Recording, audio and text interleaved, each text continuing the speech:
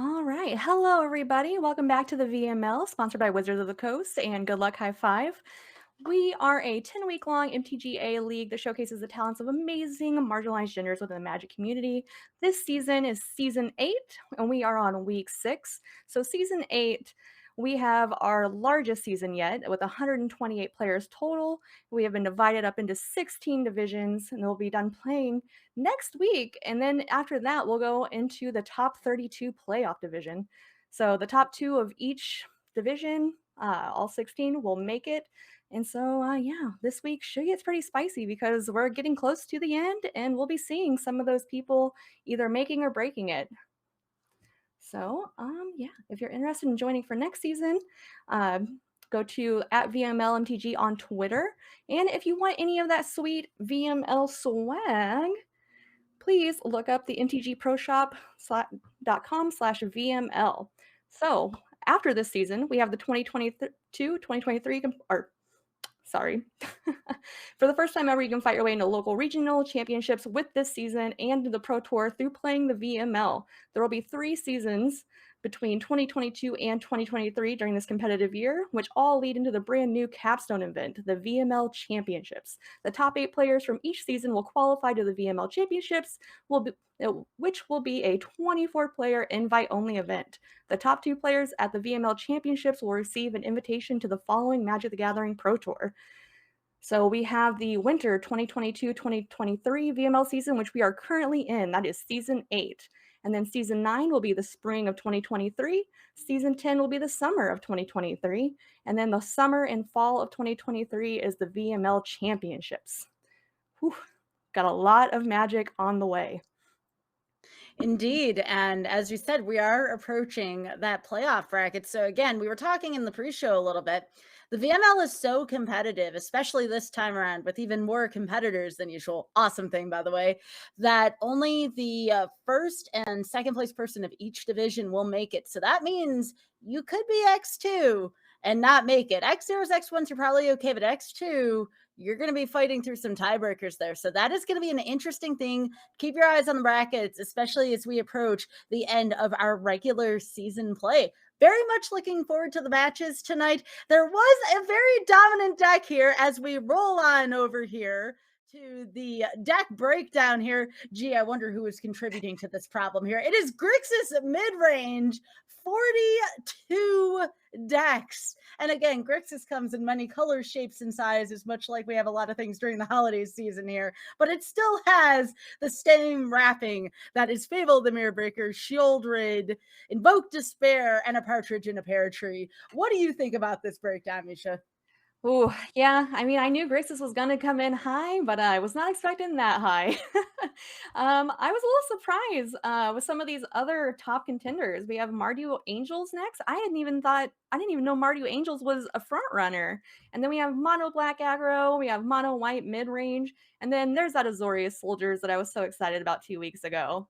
And then we got a little mix up of some Esper mid range, some Is It tempo, mono blue tempo. Always got to have that mono red aggro sprinkled in there as well. But yeah, it's definitely going to be Grixis heavy. I think every match tonight has a at least one Grixis player. So we'll see a lot of it. It's like Grixis in this and Grixis in that. Absolutely. And again, that mono blue tempo and the mono red aggro, always keeping our players honest here, and in particular the sideboards honest here. So very excited for the matchups tonight. All right. So, also, I just want to say thank you to our sponsors, Wizards of the Coast, for making this season possible and providing the invite to the next premier Magic Circuit event. And of course, Good Luck High Five, an awesome podcast with Megan and Maria. Everybody should go check them out on any site that you can watch or listen to podcasts. So, going into our first game, we have Zoe Connell. The questions this week: how did you approach your matchup? They said they played some variety of Grixis every week prior, so she thought there was a good chance that their opponent played that every prior, so they thought to be on it again. So she tried to hedge her deck towards the mirror match with a good plan in the sideboard for those soldiers, that aggro soldiers deck. Well, I think that was a good plan. I think just playing Grixis is always a good plan this season. Indeed, indeed. And there's some other really awesome cards here too. I see a Kaido in this deck. You don't get a chance to see that every day in Grixis. That's always a fun choice to have there. Otherwise, we have the standard fare here. I'm seeing Fableds. I'm seeing Shouldreds in the sideboard. That Siphon Insight in game one in particular, stealing your opponent's cards. I cannot wait to see how sneaky that card is going to be. I say game one because, again, this is more of like that aggro matchup. You want to make sure that you side in. Oh, look at all those Brothers Hood ends in the sideboard. They're another card to kind of keep an eye on during Soldiers. But speaking of Soldiers, I know you're excited about this one, Misha. Let's take a look. Yes, yes. I am very excited for this Jund Midrange. It's not Soldiers, but it's different. So I asked them, how'd you approach it? And they said that they both submitted Grixis all 5 weeks prior, and they found that their worst matchup for Grixis was Jund, so they were happy to play some Jund mid-range. You see some overlap with Fable of the Mirror Breaker, some Blood Tithe Harvesters, but then you got some new stuff in there. You want to talk about any of those cards you're looking at? Yeah, sorry I got you excited for Soldiers here. I'm looking at a few deck lists here. And again, like I said, we have a ton of different decks going up against Grixis. This time it is done mid-range, though. We saw a variant on this last week. Again, it was kind of more rampy than this one, but it still has a lot of the same heavy hitters here. We have Titan of Industry, which is difficult to come back from. And again, as you said, Misha, if you're going to play red, you're going to play Fabled. It's too big of an advantage card here. And of course, we do have a little bit of Reanimator action here. Big fan of that. Cruelty Agix here. Very interested to see what Rachel brings to the battlefield here against the all-time billing Grixis right now. Let's roll into the action. Yep. All right. So here we go. Let's see what these opening hands look like. All right. We have Rachel's hand. We got some mana, a Corpse Appraiser. We got a Fable in hand and 3 mana to cast it. I mean, that seems like a pretty good start. Oh, I'm so sorry. This is Zoe's side. Yes, so from Zoe's side here, we got the turn one Xander's Lunch. Very good here. We also have the Make Disappear, the Corpse Appraiser Fable. I want to see where this goes maybe on turn three. It's most likely going to be Fable, but you never know when the Corpse Appraiser might make an appearance off the counterspell. It'll probably be based on Rachel's next turn here. True. And right now, Zoe does have that Make Disappear up depending on what Rachel does. So that's always nice having the counterspell in hand. Indeed here. So we're seeing Rachel think about that blood token right now because again, there's no creatures to account for. So you could use that blood token to cycle cards from your hand that are least desirable. But again, you see a blue mana up, you see a black mana up, you wonder, okay, there's something going on here. And indeed, let's see what's going on. Yep. So they allow that duress to come through. So now, yeah, Rachel is going to take a look and peek, and yeah, that Fable is what. Again, we've been talking about Fable again and again and again as these weeks have been going by, and it's just that good of a card here. So now we have Make Disappear versus Corpse Appraiser. Corpse Appraiser is not going to do much without a creature in the yard here, but it is a body on the field here. So it'll be interesting to see where Zoe goes here. I believe it's probably going to be the Make Disappear, and it most certainly is here going into Rachel's turn. Yeah, because you want to get the most value off that Corpse Appraiser. You don't want to put it out there just yet. It's better just hold up that Make Disappear and prevent any future threats from coming down on Rachel's side. And the good news about the board state right now, if you're Zoe, is that there is not too much going on right now. Jund could get pretty big pretty quickly and start putting up some numbers here. This is a rather small price to pay considering the flood situation right now going on in Zoe's hand. Yeah, I agree. And right now we know that, Rachel knows Zoe has 1 Invoke Despair. She does not know about the second Invoke Despair. So that Titania will come down, and it looks like next turn Invoke Despair will be up. So either the Blood Tithe Harvester or the Titania will go. Probably the Blood Tithe Harvester, in my opinion. Yeah, that's a good call here. So again, as you said, the Invoke Despair is happening here. Now, I'm pretty sure Rachel knows. Like, there's just that feeling you get when there's counter magic in play. Rachel did a wonderful job of playing around the Make Disappear there, letting Titania come down onto the battlefield, just saying, okay, this isn't desirable, but this is pretty okay right now. Again, life is a resource here. Yeah, this also does allow for that Corpse Appraiser to exile that Blood Tithe Harvester as well. So, but we do have that Cruelty of Gix coming down. So, well, I've noticed here for John, there has been a lot of hand destruction going on here. We have Chapter 1 Cruelty of Gix and the Duress coming down right now. Both have been key power players in this matchup. yeah, I agree. Like I expected, that Invoke Despair is coming out because it's going to take 2 birds with 1 stone and draw a card, and we get a third Invoke Despair over on Zoe's side. I mean, we've had 1, we've had 2, but what about the third Invoke Despair? Can't beat it, right? Oh, absolutely not. But again, do keep in mind that we do have the green lands down on this side of the field here. So again, there can be milling action, which is great for that reanimator side of Jun. And you get to make bears, and who doesn't like bears? They're super cute, Right? you know? Yeah. Big fan. Who doesn't love bears? Oh, a Second, second one. Ooh. yeah, second Titania. That Corpse Appraiser looks like it is going to come down. There are now creatures in the yard to be exiled, so gonna have a threat on board. Unfortunately, the Titania does have a bigger toughness, so not much of a block to be had there, but there is at least going to be a creature, and the next turn there's a chance for another Invoke Despair, and you can also get that Fable of the Mirror Breaker out this turn. I believe there's 3 mana open still. I just want to say this is too many. Zoe, your deck is fantastic. It's Grixis. Oh. It does things. That is too many Invoke Despairs for the top of the deck. Oh my goodness. I don't know the last time I've seen 4 copies of the same card cast in a single match. No, this is the time where I would hover over my opponent's deck if I saw the fourth one and be like, excuse me? What? Yeah, you know, if I saw this in like real card play, I'd be a little skeptical, but now that since it's on Arena, it's hard to fake that. We see another Fable of the Ooh. Mirror Breaker coming down on Rachel's side. So I love this play, and here's why. You know, there could be more of a focus on the melding action, but there isn't. Again, just Fable Liver Breaker coming down, being as relevant as ever here. And we do see a little bit of Argoth here. Will we see a meld? And again, Invoke Despair, you don't force your opponent to choose which one to sacrifice. So again here. Yeah, now that there's multiple things to be sacrificed, it's a little bit harder, but it would take care of that Fable of the Mirror Breaker, though.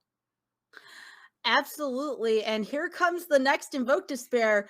Zoe is looking for an answer to a possible future melded Titania here. And again, you do not want to see that if you are in Zoe's position here. Looking for answers, though, is one of Fable the Mirror Breaker's specialties. But remember, there is, I believe, some trample on that melded side. Again, we haven't seen too much of it yet, but meld is that new feature in Brothers War. And you never remember it until you see that huge card hit the field and you're like, oh, there's like that moment. It does seem like Rachel is hovering over the land. So, do you have to have all 4 lands in the graveyard in order to meld Titania, or I can't I do believe. yeah, I couldn't remember the meld condition, so not quite able to just yet, but getting very close. Yes, and I do believe that that land can only be activated as a sorcery, if memory serves me correct. So it's not even something you could do at the end of somebody's turn. All right. Well, that makes a clear path for Titania to get in. This is getting really tricky because Zoe is at a very low life total, but having that 2/2 on board, it might be worth it to block just to save some life, but she's going to let it through. I really admire what Zoe did here because you never know when you might need that extra mana, and it looks like 2 abrades might be necessary to deal with Titania. So I get the play. I very much do, because if you double abrade and now there's the Wandering Mind as well too, that's what I'm thinking is going to happen here. Oh, maybe not though. Going abrade into Evoke Despair, that is a way better use of mana. Well done, Zoe. Yes, it is. Now that there's only one option to sacrifice, it will be sacrificed. I can't believe this took 4 Invoke Despairs. That is wild. I agree. This is a very interesting game. We have an opponent at 2 with a full hand of cards, and we have their opponent at 12. Just, yeah, this is very interesting. It looks like we do have that abrade up, so, you know, if that, yeah, gonna take that bear out, not having any chances. Yeah, bears are fierce. You ever see them? I would not want to tangle with a bear at 2 life, just saying. No, I agree. That that's a scary thought. So we're gonna see that Wandering Mind come down, and we're going to look at the top 6 cards, and we're gonna take a Siphon Insight. All right. Well, Rachel just conceded. Now we're gonna go on to sideboarding. Looks like Zoe is considering cutting the Spell Pierces and the Duresses. We didn't really see much of that counterspell game happening there, so oh, No. looks like some graveyard hate. That's smart. Absolutely. And again, you don't think of, when you think of Grixis, you think a Corpse Surpriser, but nobody gives Wandering Mind enough credit. So it was really cool seeing that card hit the field late game. Not only is it a decent body, but it flies too. And you can keep replicating it with Kiki Jiki. So yeah, absolutely. Wandering Mind, probably an underplayed Grixis card at this point. Another card that made a pretty big difference early on for the Jund deck in particular was Duress. So we do see Duress coming out of the Grixis deck. That makes sense. You're already creating so many resources. So that makes sense. Duress only gets you so far if you're the Grixis player. But if you're the Jund player, that might be something that you want to see early. So I'm interested to see the other side of this coin here. But We'll just have to see it in gameplay. exactly, exactly. Oh, all It'll be a right. mystery. Oh, This, yeah, that's a mulligan. No red source is gonna be tricky. This looks much better.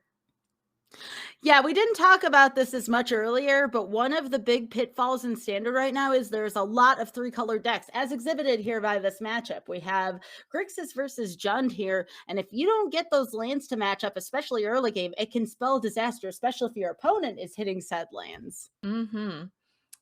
Well, it looks like, we're gonna have a yep, the mirror, the Blood Tithe Harvesters on both sides coming out, Spider-Man.png. and then they trade. Harvester for a harvester. That doesn't surprise me in the slightest. And again, it's okay for Jund as well, too, because you can discard those big bodies like Titan of Industry and go right into the reanimation. But the best turn 3 in standard right now, Fable of the Mirror Breaker. You've heard it before, but it is back once again. Yep, and then we see that Corpse Appraiser coming down over on Zoe's side. There's creatures in the yard, no wonder she was so eager to, trade off. Speaking of which, this may right here, if Zoe ends up winning this game, this may have saved Zoe because that was going to be a lot of lands. As a matter of Mm. fact, too many lands. So we don't think about what we're throwing away as well in terms of that, but losing those 2 lands off the top may have been one of the better things to happen for Zoe here. Yeah, I agree. With another land in hand and a blood token to potentially, loot away, those you don't want to have too many lands. You're looking for action. You're not looking for, flood, basically.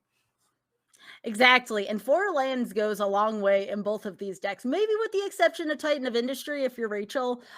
There it is again. There's the dress. Mm-hmm. At this point, I think the go for the throw is the biggest threat in Zoe's hands, so that was a smart decision to take that out. Getting another Blood Tithe Harvester down. Man, both teams having Blood Tithe Harvesters. We're 2 and 2. I really like what Rachel did there, though.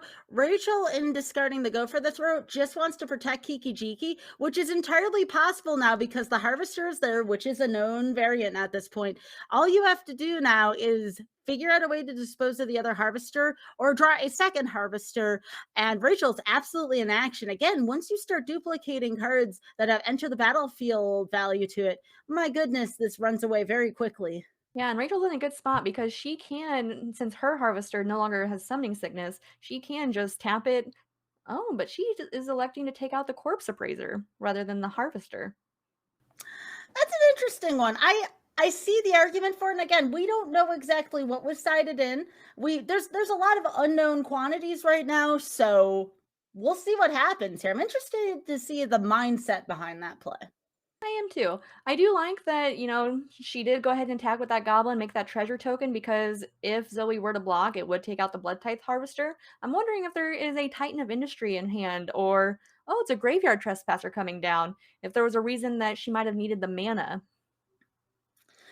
And now that, going for the Siphon Insight instead of the Make Disappear makes sense because then you have to sacrifice the Harvester there to make that applicable. But, Ooh.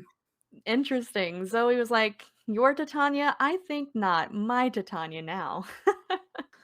I mean, it is technically the biggest butt on the field right now at the 3-4, but there's something else that's kind of more tempting now. So now there's a decision branch to be made for sure. Do you assure yourself a butt on the field, or do you wandering mind and figure out a way to get rid of the reflection of Kiki Jiki?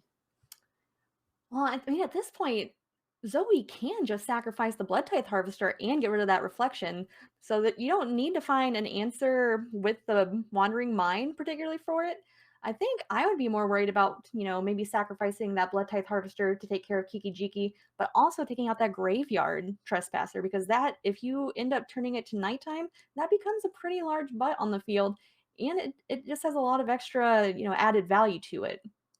Absolutely. I mean, the harvester does knock out the Kikijiki indeed, but then you're creating a problem with the board state. So it's a very tangled situation here for Zoe right now. But Zoe has to do just that.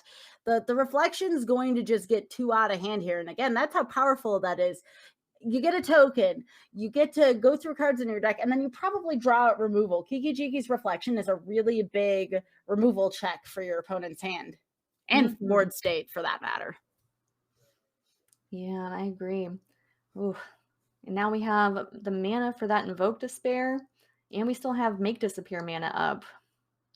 So this is going to be a really difficult play for Rachel. Granted, that Graveyard Trespasser can get in, and she's actually offering the trade with that Goblin token. Yeah, so this one again is interesting. Again, there must be something we don't know yet. The Invoke Despair is a known quantity right now, and I'm sure there's something that Rachel might play before the end of the turn here. Oh, gonna be getting rid of some lands instead here. Yeah, it's really interesting knowing that the Invoke Despair is in hand, leaving only the Graveyard Trespasser on the field. Because we can't crew the Reckoner Bankbuster to potentially, sack that as a creature. So I'm interested in that line, but then again, we don't know what's in Rachel's hand.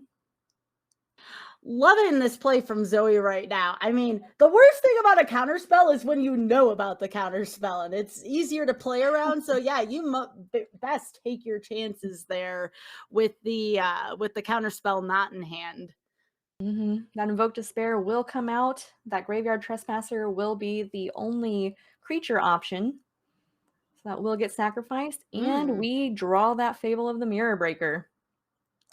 Yep, the only risky part now is that Bankbuster. Only being at 8 life, that's 2 Bankbuster swings. So it's going to be interesting to see if Rachel's going to be more on the defense to draw with that. Oh, no need for defense. My goodness. Yeah, that Titan, we can make that Rhino, crew that Bankbuster.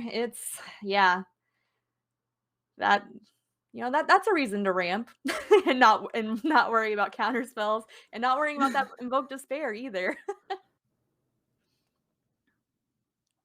Wow. That was quite the turn there for Rachel. And again, just entirely whatever was left of like, I'm going to try to rectify these problems. I mean, again, that's a Titan of Industry with a counter on it. So even if it were to get destroyed, you'd have to use negative negative at this point. And 7's a really big body to do that too.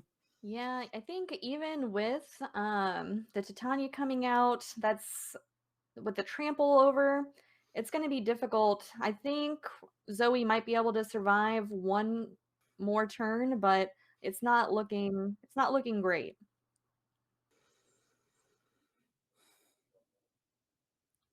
I don't know if it matters, but it's daytime again. Oh, and then we have a go for the throat taking out the stolen Titania. Yeah, Zoe will concede game 2. All right, we are going to go to a game 3. Let's see if there's any additional sideboarding that might be happening. Going to take a look back at that board. I like what Zoe's doing here. Again, if you're the Grixis player, you think to yourself, how can I mitigate we'll call it mid game because there's a little bit of early game for Jen, but Jen's were like a mid to late game deck as well too. So how do you mitigate that damage? And I know if I'm Zoe, I'm thinking about that other Shieldred right now. Death Touch, it's a big body. It draws cards, it gains life. Honestly, I might even be considering that Sorin. That's some life gain. That's something in the air. a lot until that Titan of Industry comes down. There's not really much that Rachel can do in the air. And Titan's what, 7 mana, so you have a little bit of Mhm. time to potentially get some life gain and get some air damage. This is if you're Grixis, you love to see this going first. This hand is just very, very, very rampy. It does things, it defends things. I mean, this is just a beautiful opening hand here for Zoe. Agreed. Once we get that third mana, it'll be chef's kiss. Mhm. Oh wait, that's a different format. Sorry, I had to go for it. It was right there. And it's Ooh, a Takanuma, but hey, it comes in, it's untapped, so we'll take it. And Fable on 3. What do we expect? tale as old as time here in Brothers War Standard. Oh, we're seeing an Ooh. old Rutstein. I hadn't seen him come by yet. Interested to see the discarding choice here from Zoe because this is a good hand, but it's also short a land or two. So, what do you get rid of in this scenario? A lot of decision making here for sure. Yeah, that Wandering Mind might just not be it. Getting that fourth land, I think that was the right choice. Agreed. And Old Rutstein's actually a pretty big threat for folks who've never played it. It's a staple in any kind of Jund deck, any kind of Reanimator deck right now. It just makes value, gets stuff into the yard. You don't want to mess with this card any longer than you need to. Yeah, and the treasures, the bloods, and it makes insects, which for this Rakdos or for this Grixis deck, having a bunch of little small blockers is actually really difficult because when you just want to push damage through, and when there's a lot of insects on the board, just blocking it up, it makes it really really hard. I like this play. This was the only other lane to pick here. It's only one activation of Rutstein, but it is for a blood. Yep, we're gonna get that Shieldred trigger, that 2 damage coming through, and that honestly could be a deciding factor in this game. Yeah, speaking of things that if you don't answer it right away, you probably will lose to it. Shoulder, it is one of those cards. So again, this was a removal check here. And I feel like the Shoulder did pass the removal check there from the opponent.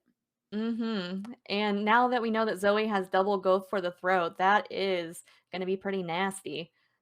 Because we can just push shouldered through, we can just, attack all. Redstein, he's only got a one power, so nothing's gonna die. So this is not looking great for Rachel with Zoe on the attack.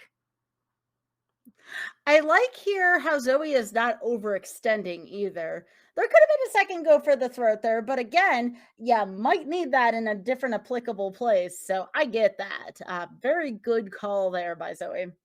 Yeah, at this point, I think Zoe is just looking for the threat removal, this is now her third go for the throat. Having those ready to, take out anything that Rachel might put on the board so she can just push that damage through and get the win. That's a smart choice. Yeah, and the card off the top here for Rachel again. Like bloods are okay and all, but not exactly what you want to see here in this board state scenario. Mm-hmm. Wow. Wow. That is all 4 copies of Go for the Throat out of Zoe's deck. I said it earlier that I hadn't really seen, all 4 played very often, and then now we see it again. I couldn't believe it myself either. We're seeing a lot of duplicates here, and that's it. That is going to be game. And my goodness, again, just Grixis showing how much value the deck can generate. But you have to give kudos to the Jund deck as well, too. It did its best to try to stick with the Grixis deck. But Yeah. unfortunately, Grixis is just generating too much. So unless you're up on Fables, it's going to be a really difficult time to keep up with the Grixis deck and the removal that it generates. Yeah, and to be honest, just that game 3, that was the ideal Grixis hand. That just curved out perfectly, and it worked out really well. All the answers. Literally all of the answers. All right, so moving on to our next game, we have Ellie versus PK. All right, Eleanor Meyer. We have another Grixis midrange. I am not surprised. This Yeah. We're seeing a lot of familiar faces here. It is worth noting the burn down the house in the sideboard there. That is one of those I don't want to deal with aggro decks. Again, the decks do change every week here in the VML, so you never know what you're going to go up against. It's not like you're committed to one deck over the duration of the tournament. So I love the burning down the houses there. That's the real notable one. You also have the Phyrexian Flesh Gorgers. My goodness, one of my favorite cards from Brothers War. It's flexible. It can be a 3/3 or a 7/5, but you still have that menace lifelink. Just ridiculous card. Other than that, everything here looks pretty much the same as to what we saw last match from Grixis. Yeah, Eleanor definitely was saying that she was worried about, some aggro. So getting those cut downs in there, that's great to take out your aggro threats early game. So you can get to that mid-range and play all your mid-range stuff and get the value. So yeah, this looks like a pretty typical Grixis deck. And then we'll go over to their opponent. We got PK Shellboy on Mono Black Aggro. Eleanor was right that they did decide to go aggro this week. So we've got some familiar faces, and yeah. I was going to say they respond in this matchup with the exact matchup that Eleanor did not want to see, but prepared for again. Like I said, we saw the cut downs earlier in Eleanor's deck. But yeah, very much a fan of PK's deck here. Mono Black does get the job done, and it goes under most of the decks. And again, you still have a lot of the same value engine that Grixis does. You don't quite have everything. You feel a little exposed with that Fable of the Mirror Breaker there, which again is the card of the format right now. But again, for not having Fable available, because again, no red here, deck's pretty solid from start to finish. Just airtight, very solid gameplay and deck building here. So interested to see what's going to happen during this match. Yeah, we're seeing both of those Phyrexian Flesh Gorgers on both sides. Like you said, they're very flexible, and it's great to play. All right, so wow. Got a snap keep from PK. I mean, you got your swamps, you got some early game, and then we also have a keep from Eleanor. Both sides have their cut downs, go for the throats. Pretty similar, and Invoke Despair, both sides. It's a very mirrored hand for two different decks.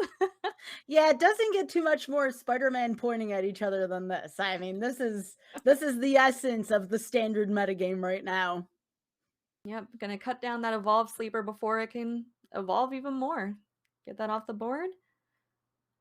Ooh, so we do have the Bank Buster here, probably going to be making an appearance here. Make Disappear is okay. You probably want to save that for a little later on. So definitely the Bank Buster here seems like a really good decision. Yeah, there's no target for go for the throat, and the Bank Buster is really the only decision right now since Eleanor doesn't have blue mana currently. All right, speaking of it, there it is. There is that true menace, the Phyrexian Flesh Gorger, just something you don't want to encounter on a bad day, or even a good day for that matter, But there is the Bank Buster. The problem is that little menace symbol there. Mm-hmm. Because you could put that Blood Tithe Harvester out, crew the Bank Buster, but you're not going to have two creatures to block it. So at this point, do you just hold the mana so you can draw? It looks like that's what Eleanor is going to do. Yeah, I approve of this decision because, again, you're kind of looking for lands here. You need to get to that Invoke Despair. Your opponent's on that timer and you're on that timer at the same time. So it is going to be a race to that. And there is a go for the throat option here. But it looks like there's going to be a draw instead. Again, that frantic race to lands. It makes sense. Mm-hmm. Yeah, that Phyrexian Flesh Gorger does have that ward cost. And I believe its ward is that you have to pay life that's equal to its power. Is that? Yeah. Yeah, I am surprised we haven't seen a combo yet where you use Giant Growth with that and then your opponent goes to target it and then you just crank up the attack of that and just, that's one way to that does sound attack. real nasty. maybe a new Jund combo or maybe just even Golgari. I don't know. Oh, yeah, absolutely. So it looks like there's a decision with the Harvester being made right now, and there's a case to be made here. You have Harvester, you have Go for the Throat. If you can play multiple spells in one turn, go for it. You can crew with the Bank Buster. A lot of great things going on right here. I believe that Eleanor just wants to secure the board state right now before taking care of anything else. But there is all of this removal here kind of lurking here for PK Shellboy. Mm-hmm. And there is that make disappear that can be held up as well, but I'm not foreseeing that. It looks like PK probably has enough mana to play. Well, I I spoke too soon. Yeah, that's a big nope. That's a big nope from blue. There's the blue and the Grixis making an appearance there. Just if you see Gix, get rid of it. Again, that's another damage or another removal check in the format right now.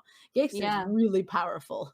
Yeah, Gigs is very powerful, especially when you're gaining life, because then you're like, I don't care if I'm losing life by drawing cards. Bring it on. I'm just going to gain it right back. All right, are we going to see the invoke or the go? We're seeing the go here, which makes sense because you're taking a lot of damage if Shieldred's on the field here.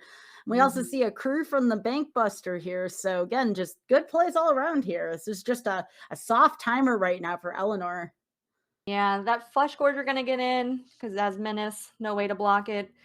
Going to hold back that Tenacious Underdog. It's going to get cut down, and then we're going to have that Invoke Despair come out. That'll take care of the Phyrexian Flesh Gorger without having to pay that ward cost. And you'll get some cards.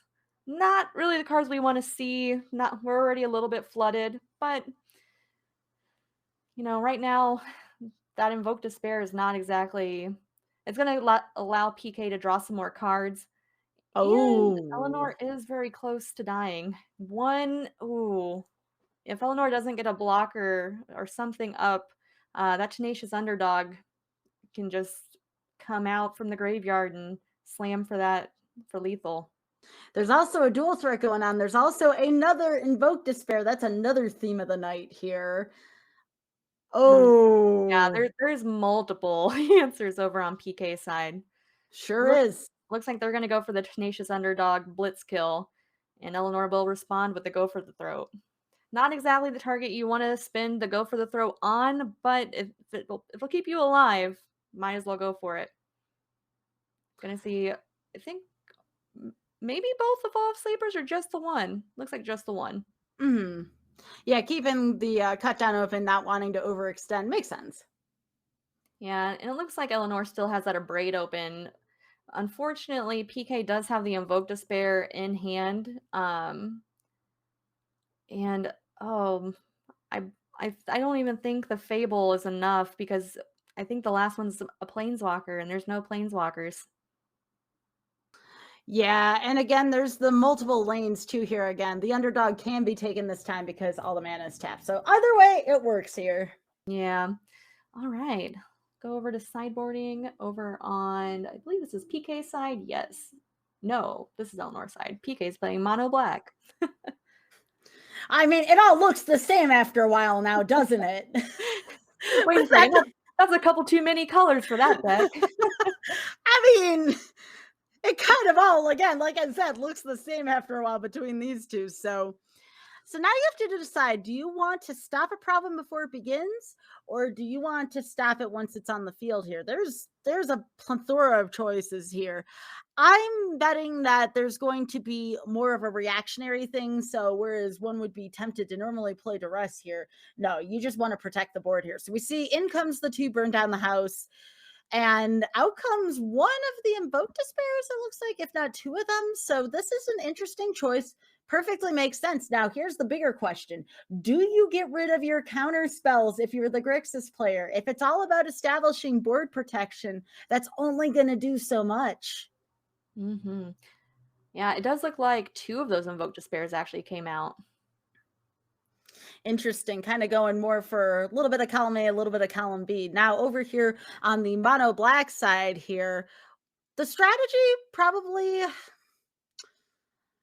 against Grixis probably duress because there's a lot of non-creature spells here, but you also have that same board threat as well. So cut down is kind of iffy. You get some of the targets, you don't get some of the other targets. Cut down versus duress is like the eternal, how do I want to handle this battle? What do you think, Misha?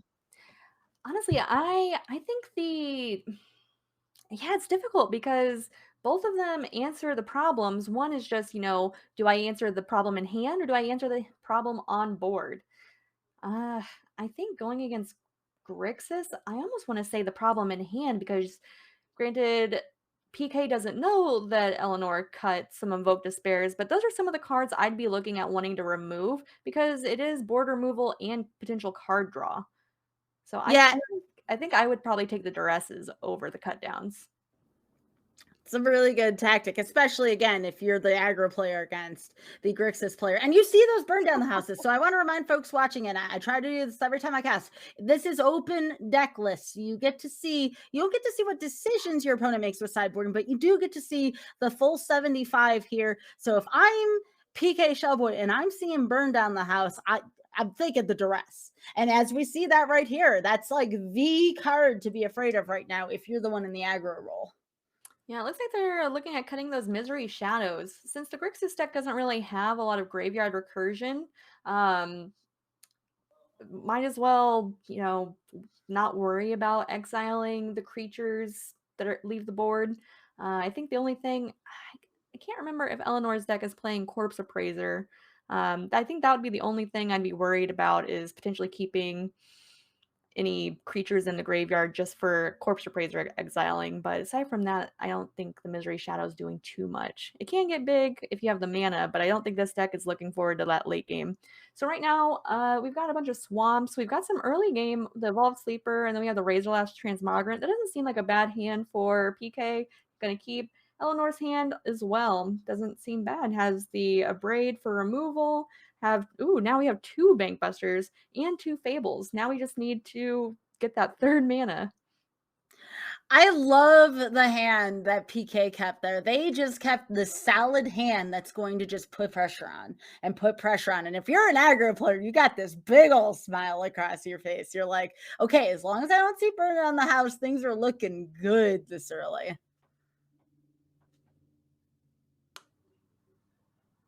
Oh no. All right. Looks like the client went down, so we'll have our gameplay resume very shortly. Yeah, we appear to be having a few technical difficulties. That's okay. I mean, it's nothing we haven't seen. Oh, there we go. And as quickly as they work, you want to know what? I just want to say, Phoebe, thank you so much for all the hard work you've been doing here as we get back to the action here. Agreed. We would not be able to do this without her. Absolutely. All right. So right now, it looks like Eleanor is stuck on 2 lands. That is always the fear when you keep, you keep 2, hoping to get that 3rd, and if it doesn't happen, it's not great. But here we are, going to get duressed, which is also a little rough. Yeah, I mean, again, I don't fault Eleanor for keeping this hand. If I see 2 lands in a Fable, I'm like, okay, I'm going to roll the dice here. I mean, this is just too good to pass up. PK will evolve that sleeper and go in for the attacks. Well, Eleanor does at least get a 2 mana answer to take out that evolved sleeper. That Razorlash Transmogrant will stay on the board. It is 3 damage, but as long as we can stop that sleeper from evolving too much, I think that'll prevent more damage in the long run. Well, again, you want to test your opponent for more removal? Here's Sheoldred. Yeah. Oh, well, we finally did get our 3rd land. We can get some of these Fables out, but this is still a little rough. With Sheoldred on board, that's just a ticking time bomb, especially when you're already under 10 life. And here comes the Invoke Despair to take out that Goblin, and that's a little rough. Yep. Losing your Goblin, losing your source of extra, mana, I understand. Yeah, that is an exceedingly rough hand. I mean, again, even with that knowledge, you still are super tempted to take that hand. I mean, you have Fable, the Mirror Breaker, etc. Well, looks like we're moving right along to Ginny and Brittney's game. All right, so let's take a look real quick. So I believe Brittney is on Rakdos midrange, while Jenny is on Jundred midrange, and this is quite the familiar story here, Isha. So, anything from both players' profiles that we should note? Anything fun in the questions? Oh, there we go. Sorry. We're just so Pause. excited to keep going here. Let's find out a little bit more about our players and talk about their decks for a second here. All right, yes. First off, we have Brittney on Rakdos Midrange. A lot of these are going to look very similar to your Grixis decks. We have your Fables, we have our Blood Tithe Harvesters, the Sholdreds, the, go for the throats, the cut downs. We're just no sprinkle of blue this time. I like how you say sprinkle. That just makes it sound like a party, But you want to know what? Even though we don't have that little sprinkle of blue, I'm going to use that from now on. That's beautiful. This still does most of the things that the Grixis deck does, right? I mean, Rakdos and Grixis are very related in the current standard here. So again, you still have the Brotherhood ends there, for instance. You have the one burn down the house to be cheeky again. Love the VML here. All the silver bullets and threats here. Always enjoy the side deck choices here. Although I'm seeing some more Flesh Gorgers in the main. So there's an extra one in the sideboard. So that tells me, okay, I don't know if I want to face aggro, but if I do, here's all this life links. So again, just loving this. Oh, good. All right. Her biggest difference for this deck was she added in some Grixis commands. So we're going to see some Grixis commands that I haven't been seeing in many of the Grixis decks. I've been seeing them in some other black combination decks, but this one is going to have some Grixis commands. So maybe we should take a look at those. And I think I see at least one mainboard soul transfer as well. Yeah, and I'm glad you mentioned Grixis command, because I had my playtester mention to me, you consider Grixis command at some point? And I'm like, yeah, but I'm not sure where in the 75 that goes, because it's already so solidified, right? So Grixis command, we'll keep an eye on it throughout the course of this match. As we go on to Brittney's opponent, Jenny is on Jund mid-range. So we're going to see some of those similar cards, the Titan of Industry, but we're going to see some different ones. This is a different Jund deck from the one we saw earlier. This one's going to have, what are those? The Riveteers. That's the SNC version of Jund. The Riveteers Charms, Unleash the Inferno. We're going to definitely see that Fable of the Mirror Breaker in there, Blood Tithe Harvesters, Graveyard Trespassers, but we're getting a little bit of variety. Yeah, I love the creativity from this deck. I mean, especially from Workshop Warchief. Just the first time I saw Workshop Warchief, I'm like, this is a better Thragtusk. It just made me think about Thragtusk so much. We had that old Restoration Angel Thragtusk back in Avacyn Restored era there. And again, that kind of dates me horribly, but still fun combo to do there. You also have, again, you have the Trespassers to keep track of the graveyard. And I believe that is, and I'm trying to squint here because I know these are tiny pictures. I believe that is an Unleash the Inferno. Yeah, watch out for that card. You don't think it's that bad, and then when it hits you like a ton of bricks during the match. It's pretty there steep are removal. 4 of those main deck, so definitely watch out for it on the yes, multiples. All right, well, now we can go to the match. Let's get rolling here. Jund versus Grixis. Again, a different face on the, Jund versus, what is this, Rakdos this time? I'm sorry, again, just does it have the blue sprinkle or not? Jund versus Rakdos. And again, we're about to see which style will prevail here. How about if I say I'm sorry and I really am awake right now to all those people out there in the audience? So thank you. Over on Jenny's side, she kept. We have some cut downs. We have a Fable. That seems like a pretty good start, especially when you have all 3 of your colors for your mana base.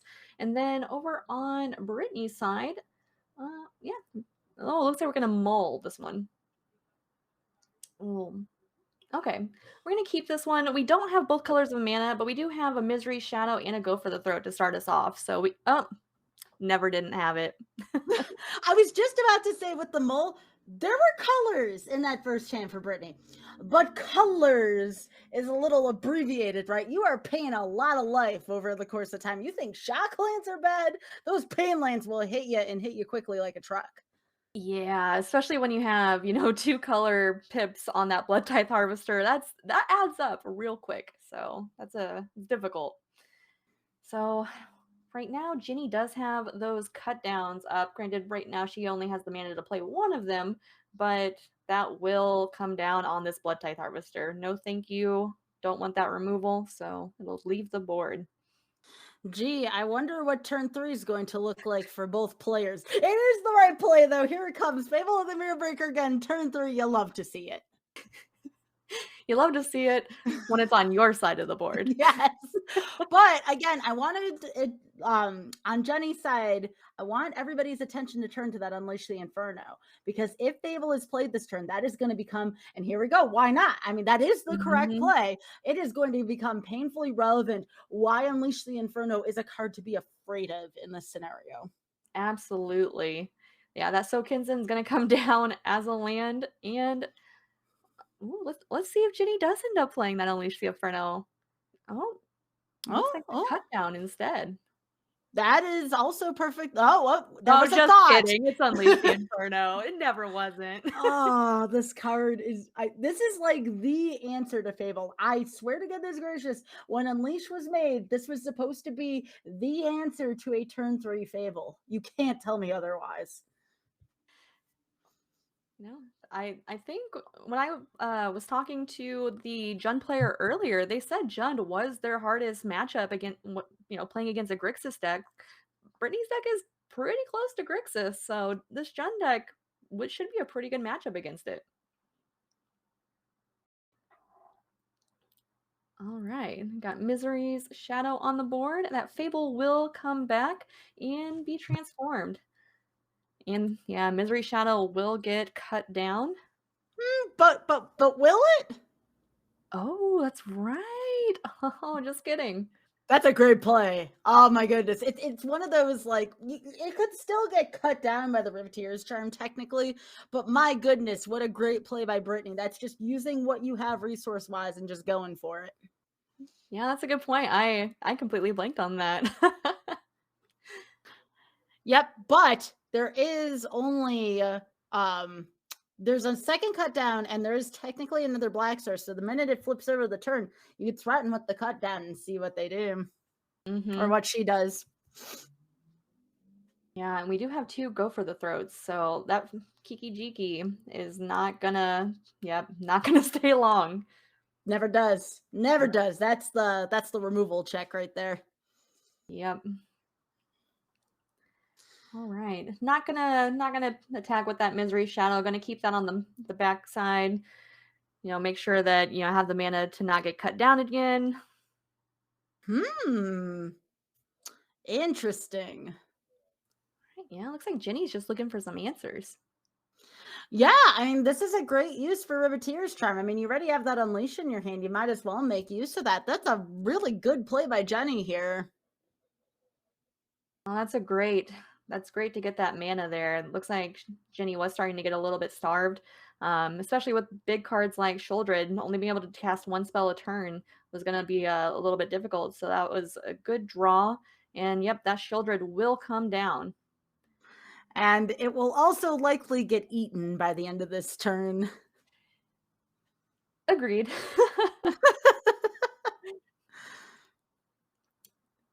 Oh, I love this activation here by Brittney, though. Before the treasure token hits, assuming that there is a second cut down, which that's a fair assumption given the deck list, I really like this play. I agree. Still keeping that 2 mana up for go for the throat for that Sheoldred. Jenny will go ahead and play that Blood Tithe Harvester out. Yeah, the only thing about Terra Sunder is if you're not targeting an artifact or an enchantment, it's not quite as good because it's pretty expensive removal spell. It's a good removal spell, but it's an expensive removal spell. Yeah, it looks like Brittney's going to go ahead and cycle away that Sulphurous Springs, try to look for some more interaction or just another threat for the board. And that's a pretty good threat for the board. Yeah, you wanted interaction, there's some interaction for you. But is it enough? I mean, there's a lot of premium removal here in Jenny's hand. Granted, it can't be played this turn, but I have a feeling we might be seeing some Unleash action next turn. So this is a difficult predicament for Brittney. And again, just this Harvester here getting in the way, because do you pay the 3 life toll for this attack? I mean, it's still pretty early on in the game in terms of life. Yeah, that's a good question. Also, I think Brittney is, counting her mana right now because she's considering, how much damage can I get in for here while also potentially keeping, a mana up to protect from those other cut downs. Yeah, her choice to attack is definitely a good one. It's a difficult decision to make, but she does make the aggressive play here, which again, out of these two decks, Brittney's probably more the aggressor here, so this makes sense. Yep. It looks like she may also be holding. Nope, never mind. She's just gonna go in and get as much damage as she can. Yeah, probably gonna leave one up if I were to guess. All right, two up here to make it look like the go for the throw, but you could still pump it twice. It's a pretty good decision like that. Yeah. Yeah, it's nice. It's like it's having a little bluff, it's having that pump to avoid the cut down. I was thinking that she might have been considering playing that Phyrexian Flesh Gorger for 3, but she's at 6 mana, 1 more mana, and that comes down for 7. That avoids the cut down. So I think the only thing that would be able to answer that if it came out 4/7, granted, I think Boseiju, because that exiles artifacts, so Jenny does have some good answers in hand, but unfortunately, Brittney does not know that.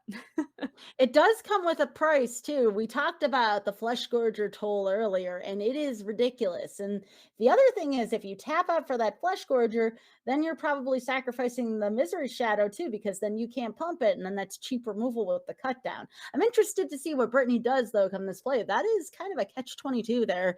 Danged if you do, danged if you don't scenario.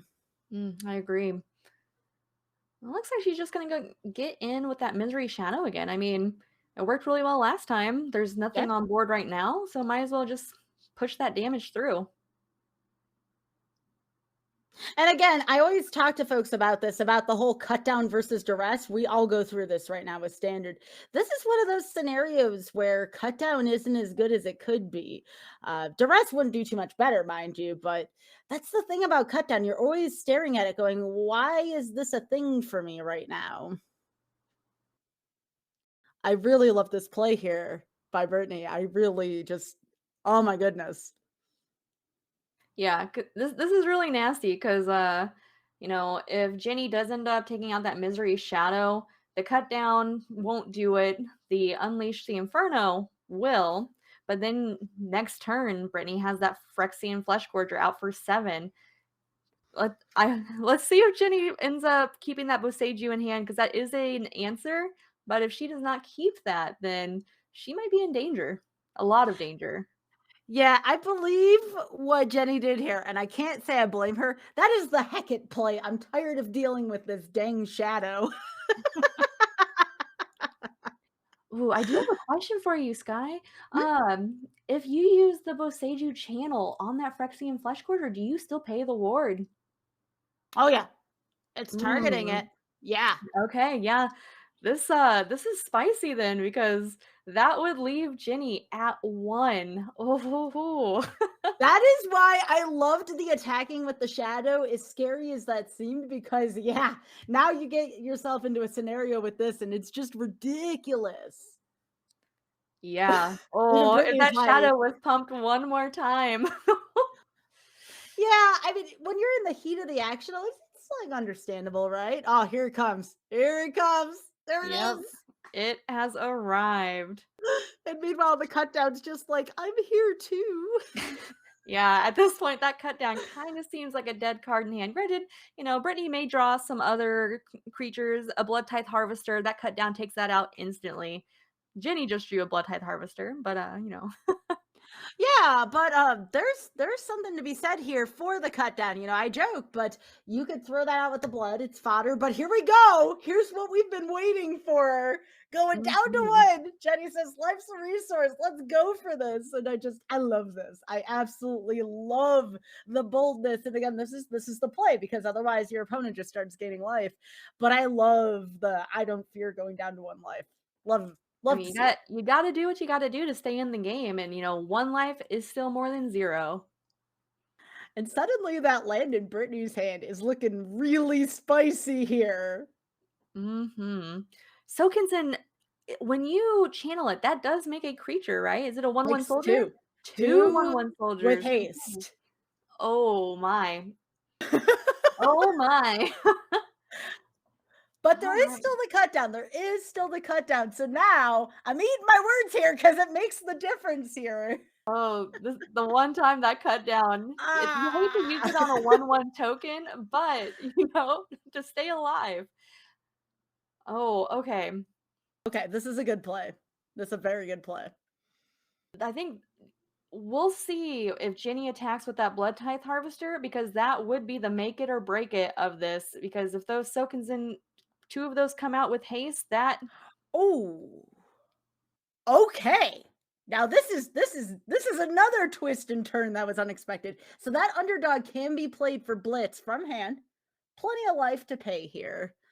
Let's see. Yeah.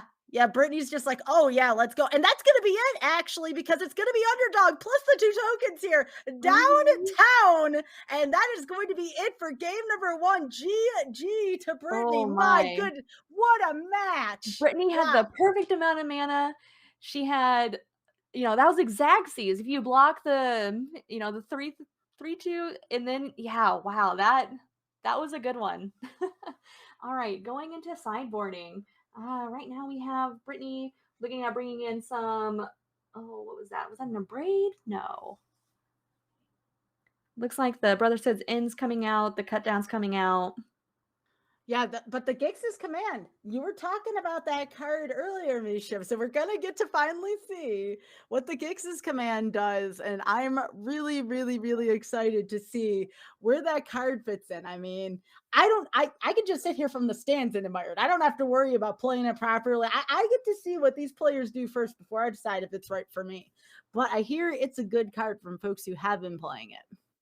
Mm-hmm. Yeah, I just love these, like, all the commands are just so great because it just allows you to choose so many different options, and there's so much flexibility. But with, red and black being so prominent right now, having Gix's command, I mean, we'll see how it works out if, Brittney draws it and plays it. One thing I really loved about that last match, it was exciting. There was back and forth on both sides. We're midway through a cycle right now, a set cycle. And, most of the time you're starting to see the decks that kind of seize control, and it's a little bit of, draw pass. We didn't see any of that in the last match. It was just blow for blow right up to the end. And it was just GG to both players. Like, that was a really entertaining game, and I cannot wait for game 2. We're seeing a little bit more of sideboarding action here, taking out some of the littler removals here. And I wonder what we are going to see here. Yeah, we saw both of those Terra Sunders come out. I think we saw the Abrade come out. I think they originally took the Brotherhood's Ends out, but those are coming back in. Yeah, it's a little heavy on the 3s, but like, I get it. A lot of the opponent's stuff can be big, so it's big and small, right? And you have to have that answer to Shieldred right away. Otherwise, it gets ridiculously out of control. So I agree with both sideboard choices here. However, the Shuffler does not agree with Jenny at all. And we have pretty good hand here from Brittney. It has its pitfalls, but overall, pretty good again. We see the 2 lands into Fable again. I always get nervous when this happens, but you got to take it. Oh, well, it won't be a turn 1 duress because it looks like we're going to play that tap land. But there's that possibility of a turn 2 duress. And we did get our 3rd land, so no need to worry. Well, isn't like duress just like the format's Thoughtseize at this point? There's always non-creatures now in the hand. Yeah, I mean, you can play it turn 1, turn 2, but as long as your opponent has a hand, it's playable. Exactly. Very rarely are you going to run into a deck nowadays where there's no valid target for it. Mm-hmm. Yep, I like this Blood Tithe Harvester coming out, having the cut down up over on Ginny's side. No, what I like? Turn 3 Fable. Let's see how Brittney feels about it. I mean, there is a case to be made for the Flesh Gorger, the Underdog into Duress. There are great plays here, but I'm always going to say turn 3 Fable. Doesn't mean it's the right play here, but it's always the one I would go for. No, I completely agree. I think Fable is definitely the right choice because, Brittney did get that 3rd land, but, it's always worrisome not getting, you don't know when you're going to get your 4th one, and that Goblin token does potentially get you to that. This is good. With 2 whites here. Now, again, Brittney doesn't know about this. This could end up saving Brittney's game here. This is a bold but good play here because, again, you can always crew the Bank Buster and black as well, too. So I'm seeing it. I'm definitely seeing this play. Yeah, no, I think this is great at this point because right now I think she just wants the information. Mhm. Information is key. You don't know what your opponent has, and if you're trying to play around, especially like in Unleash the Unleash. Inferno, Yep. like you Yep. need to know if that's in hand or not. Yeah, yeah. So again, I mean, this could end up very much working out. That's one board wipe out of the way. Brotherhood End is very much a board wipe for this deck. So yeah, I love this play. And I get playing around the Unleash too. I hadn't even considered that. So Brittney making a really, really impressive move here.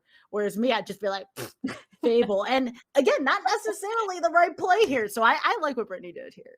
Yeah, no, I Certainly. think that's good. And like you said, you can crew, yep, crew the Mhm, Bankbuster. mhm. It still gets crewed, still gets in.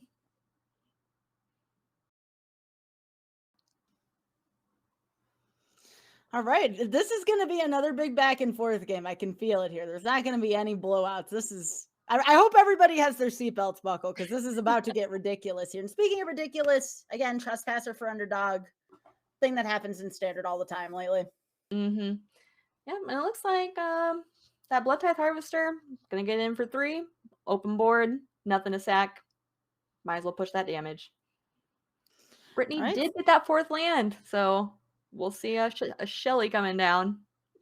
Yeah, I mean, there's no answer to it right now. It's just Brotherhood End, and we've been talking about Shieldred's big butt lately. And even if you want to block, that's what it is, though. It's 5 toughness. It doesn't get too much like bigger in terms of the No, I toughness here. completely agree.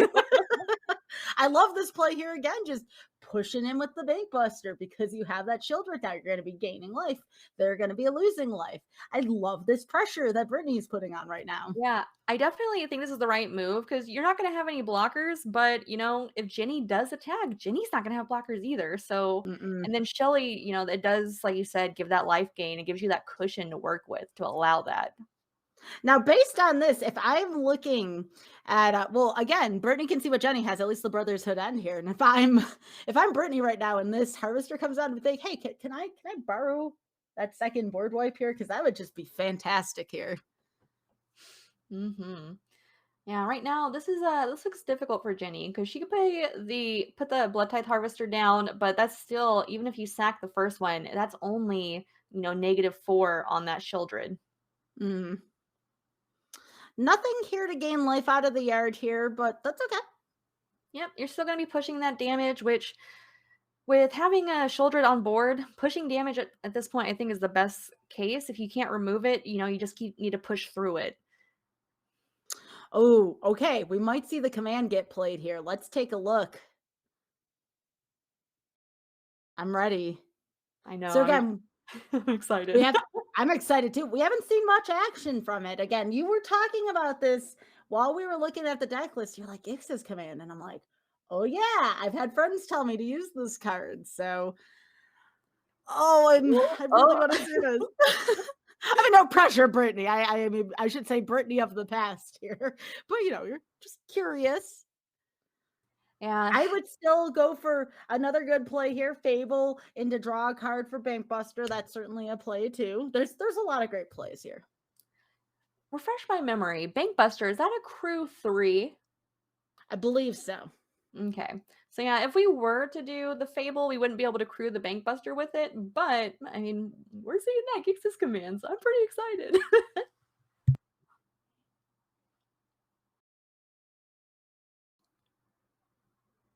I'm gonna get those 2 counters, the life length, and I think that was just is it have your opponent sacrifice a creature? Yes. All right. Yeah, that seems pretty good for Brittney. I mean, Yeah. Shouldered already had a big butt, and it's only gotten bigger. And life gaining too. Mm-hmm. Yeah, Grixis command just getting it done over here. And again, we see a destroy all artifacts. Jenny's like, I'm tired of looking at Bankbuster. I can't say I blame her because it's one of those cards where it seems like it's a little slow to get going, but once it gets going, it's ridiculous. Yeah, she did get rid of her blood. It was a blood token over there, I believe. I may have cycled away that Cap Glade first before playing that, but she is a little mana starved, so.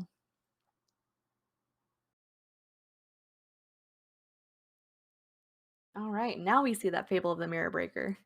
Yeah, now we're going to see the Fable is right.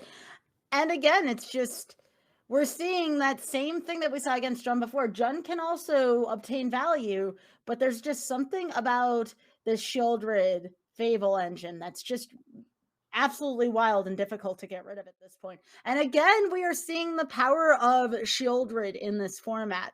A lot of stuff in this format looks unassuming to you at a glance, but the minute you see all these cards in synergy, you see that Rakdos Grixis-esque engine. It's difficult. There's a reason why there were so many decks chosen this week within the same vein of Grixis and Rakdos.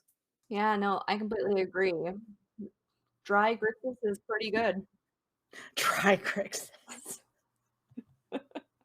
Yeah, I mean, it just has so much interaction, all that, removal. You have the Fable. There's just it's a value engine, and it's hard to beat. That Jun deck, it did what it could. I think Jenny just got a little bit stuck on mana and then just didn't have the best draws. But I mean, that Rakdos deck was still pretty strong, so it was very well played on both sides. Yes, GG to both players. Just a lot of twists and turns that match. I really enjoyed that one. So thank you again to both players. We do have one more match tonight here, so let's take a look.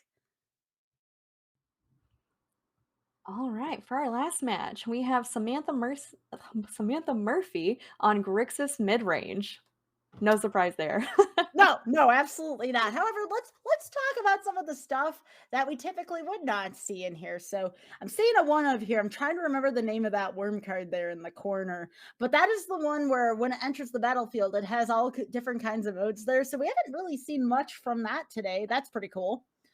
There's one in the main board as well too, it seems. So I kind of like that. It throws a curveball into things. And we still do have the Phyrexian Flesh Gorger, but it looks like it's just a one of here. So pretty well balanced Grixis deck. Again, standard fare, but I like seeing those little changes that are made. Yeah, I agree. And then we have her opponent, Heather Tennant, on mono white midrange. I am so excited to see some mono white, especially that Steel Seraph. I had that in it was a two-headed giant pre-release event, and that thing does some work. So yeah, we're gonna see. I agree. We're gonna see that. Also the laydown arms. That seems like a sneakily good card. It most certainly is. It gets rid of a lot of problems that you wouldn't think it does, but with monocolor deck, it gets rid of so many things. I like what you mentioned about the Seraph as well too. It's certainly a weapon. Mono white didn't really have anything before. Ability to gain life, ability to stay in the air. We had a few things, but nothing quite like the Steel Seraph. Also have a little bit of taxes here too. Always a fan of taxes, especially when you're playing against Grixis. And the Farewell to Populate in the sideboard, which is, that is a spicy and relevant combination here to what's going on in standard right now. That's how you know that things are very interesting, is when you see an aggressive deck have some wipes in the board. Yeah, so let's go. I'm very excited to see this.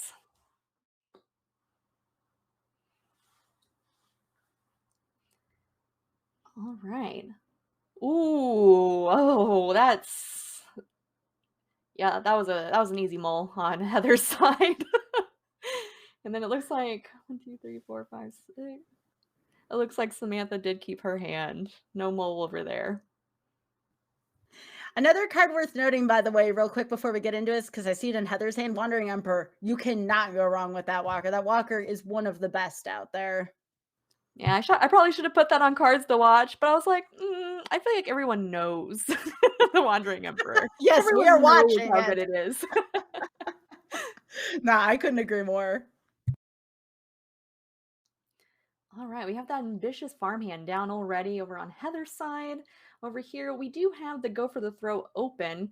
I'm wondering if Samantha's going to wait. I don't think you can turn that farmhand over until you get Coven. Is that correct? Yes, I believe so. You need, and we don't see a lot of Coven, so I'm glad you mentioned Coven.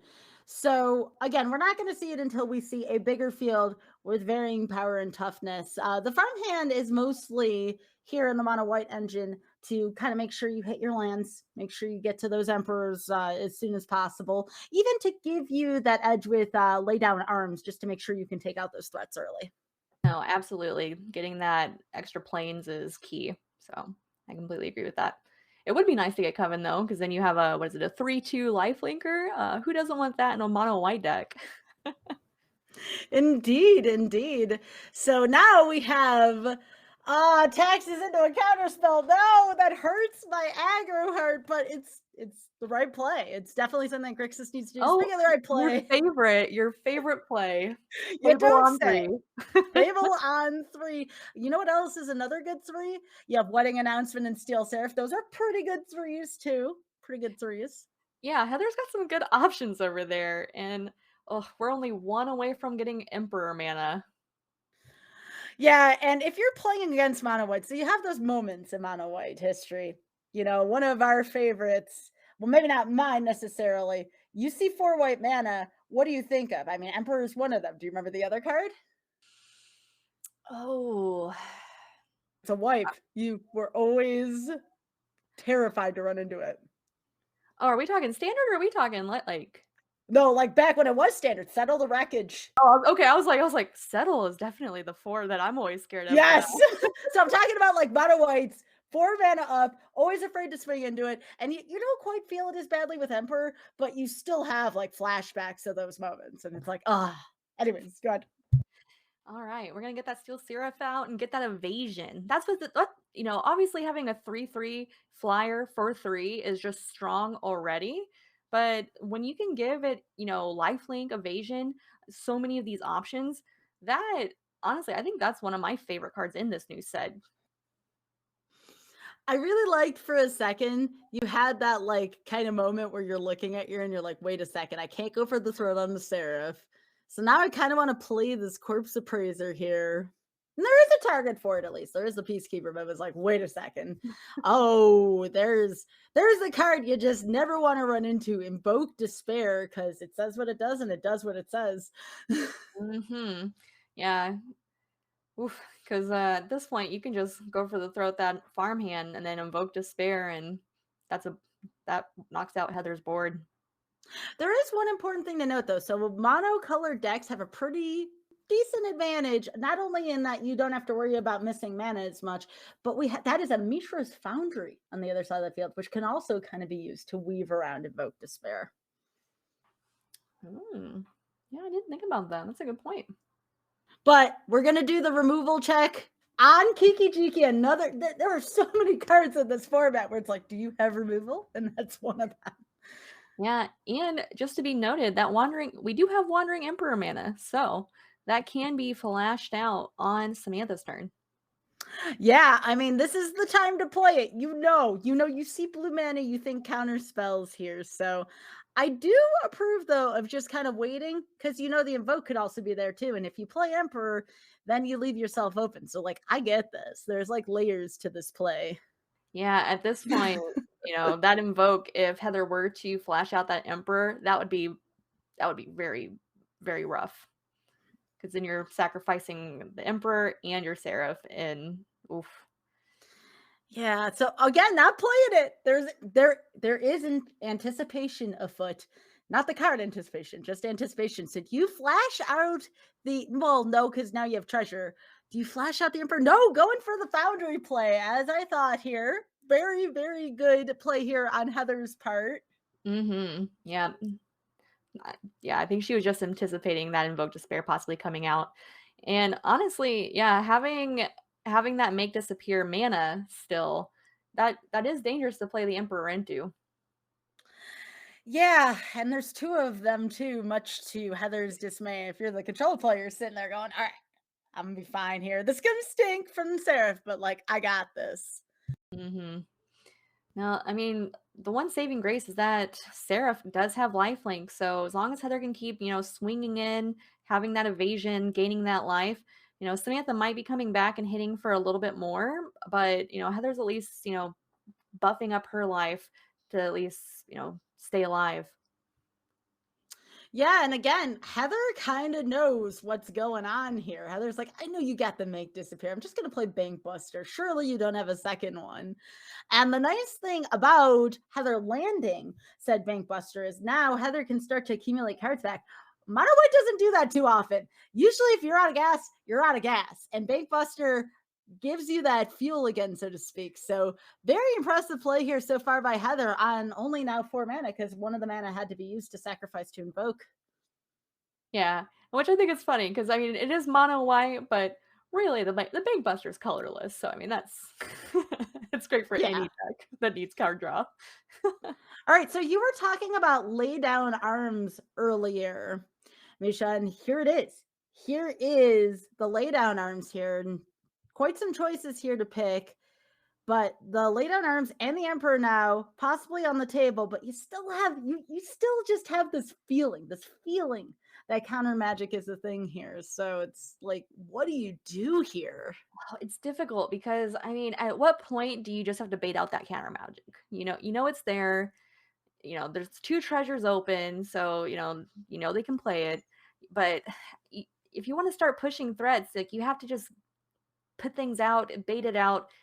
But it's hard. It's hard to know when to do it, what threats to put out, have them countered, so that you can play your other things. It looks like Heather is going to go ahead and put that Wandering Emperor out. It will get countered with the Make Disappear, but she does still have Lay Down Arms mana. So now the question is what is the threat over on Samantha's side that Heather is wanting to take out? Yeah, the cool thing that I like about this play is you could give the Seraph Vigilance, get rid of the Corpse Appraiser, and then still have enough crewing for Bankbuster on the ground. So there are a lot of options available here for Heather, which is nice. Mm-hmm. Yeah, it looks like she's deciding which to give. And you're right. Yep. Called it. Very good. Very good. Very good. That is the best play there, given the situation. Just, again, all of our players in the VML just nail their gameplay. I love watching these matches here. Everybody always thinks over their plays. There's always a lot of calculations being involved. There's a lot of counterplay involved here. I love watching these matches. They're so awesome. Yeah. It looks like Samantha might be looking for some more answers to get rid of that Seraph, trying to just draw into him. And she does have the second Bankbuster in hand. Yeah, and I mean, even if you play the Bankbuster, then they'll play their Bankbuster to cruise. So yeah, drawing cards is definitely the solution here. So again, good play here by Samantha. And there's the cut down again. I'm not going to say it. You know what I'm thinking about cut down, but... The one answer you're not looking for, because it's not an answer in this circumstance. But that is what an answer looks like. Yes, that is. Now, do you use it on the Bankbuster or do you use it on the Seraph? There are some interesting workings here at play, and I don't know which lane Samantha's going to take here, but I do know what lane Heather's going to go down, and it's looking good again. Keep in mind, though, there is still a second Make Disappear, though, with a sacrifice there, so there is going to be that. Mm-hmm.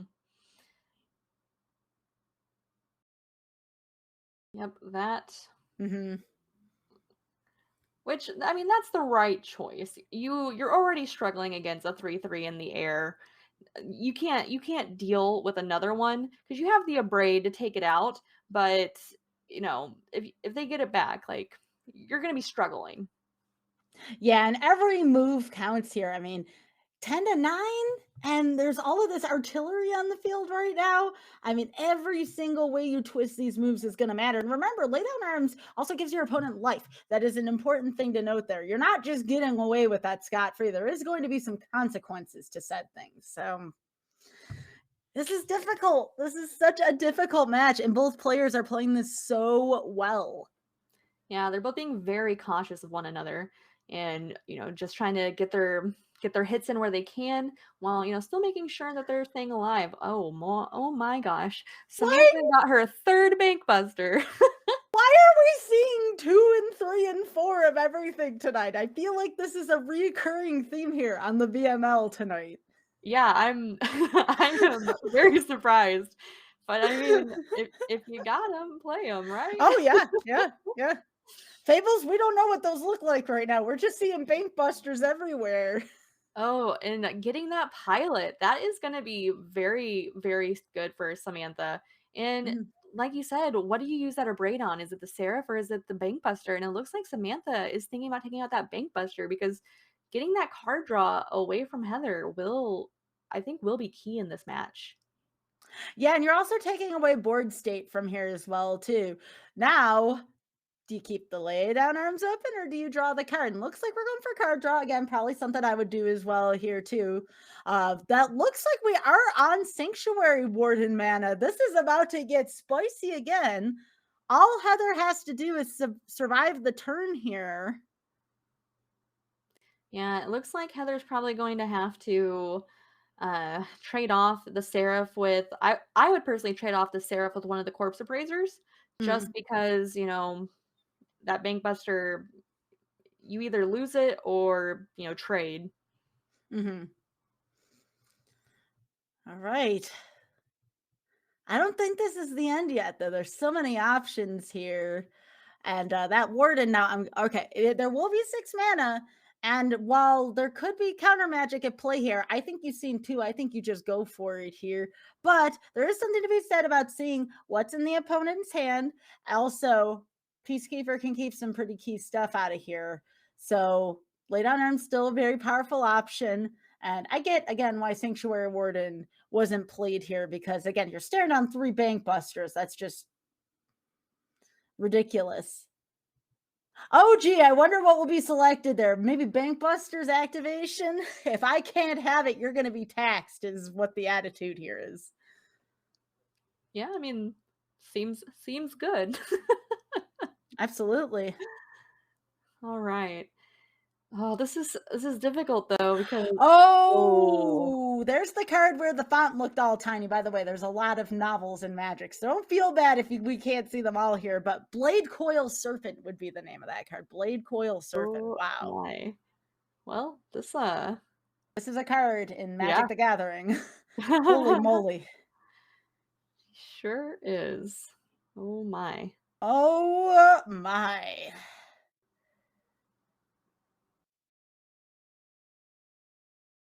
I'm just I'm so enthralled. I'm having a hard time talking. There's so many modes on that card. It's one of those things with literally all the text. We thought it was going to end with questing beast. No, there's text everywhere. There's also a kitty. Yep. She's very needy.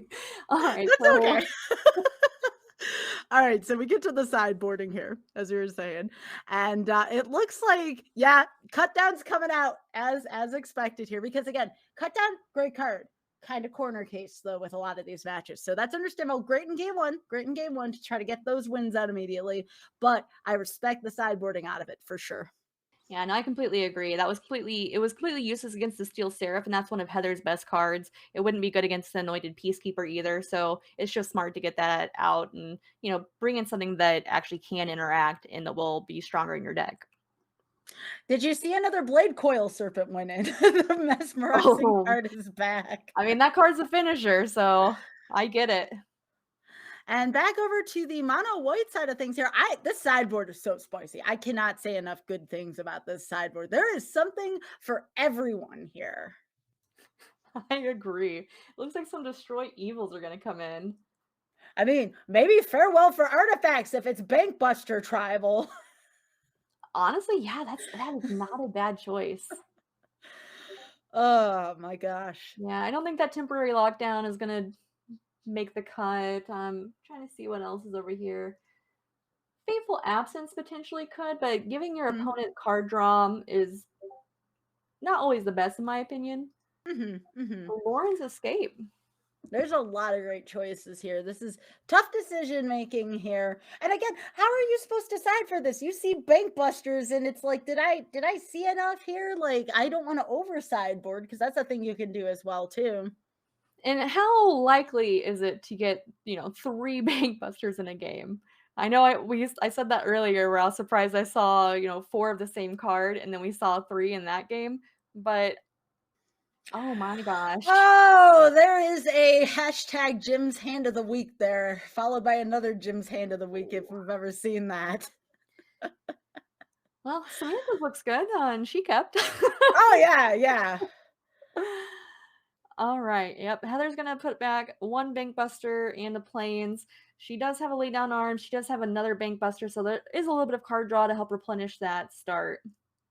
By the way, for context, Jim Davis is our own Lady of the Creases partner there, and there's always a joke about hands that look questionable when you draw them. So a little bit of context there. Shout outs to Lady of the Crease, by the way. Big fan. All right. That Spirited Companion also helping replenish that hand. That was a great turn 2 drop. Gonna get in for that one little damage, one doggy damage. I like that. That's cute. Doggy damage. I'm learning a lot of great magic things tonight. It's lovely. All right, we are gonna go for that dog. Oh my gosh, bank buster. You know, I'm gonna just eat my words tonight. Oh, I've already done that. So many. It looks like we may see just a little bit of damage exchange here too. We have Steel Seraph. There's a possible Emperor here, but oh my goodness, this is a tough decision. Do you play the Seraph and keep down the removal? Do you wait for Emperor and possibly risk getting Mate disappeared? I mean, there's a lot of choices here, a lot of lanes to take. If I'm in Heather's position, I think because that Flesh Gorger, but right now, does the Flesh Gorger count as 7? Would we be able to use the... No, it counts as 3, and I'm really glad you asked that because it took a trial and error version of that too. But no, the prototype does count as the prototype's cost for the sake of that. So no, that's terrific question. A lot of veteran players I even see ask and struggle with that. So it's we see all these new sets and new keywords come out, and always be asking questions, y'all. Always ask a judge if you need something, especially if you're playing in paper, because there's a lot of ridiculous interactions in this game. Yeah, no, that was definitely something I needed to know because I was not sure. All right, that Steel Seraph coming down for Heather. That is going to be difficult because Samantha, as we can see, does have the Make Disappears, but not using them for that. Heather gonna accrue the Bank Buster and swing. But... Oh, wow! No, go ahead, please. I wanna hear more. Yeah, gonna swing, give it Vigilance, swing, and then save that 2 mana to draw a card. Wow, what a play there by Heather! I really like that use of the Bank Buster. Yeah, no, that we were talking about it earlier about giving the Seraph Vigilance, get the Bank Buster crew, but it works both ways. I love that about that. It's not turn 3, but Fable. I mean, close enough. That works. Get to keep your counter spell up. I mean, it's pretty ideal. Yeah. Then Heather is going to draw that card. See what she gets. All right. Get another plane. Ooh. Okay. Spicy. That's very spicy. Now, are we going to see... Let's see. We're going to see the Vigilance play again, maybe? No, nope. Lifelink. Okay. All right. Yeah, it's a hard choice whether to go for the Vigilance or Lifelink because at this point, I think she's just going to try to draw some cards off of the Bank Buster. Maybe get that... Well, Ow is 5 mana, so... Oh, is that how you pronounce that?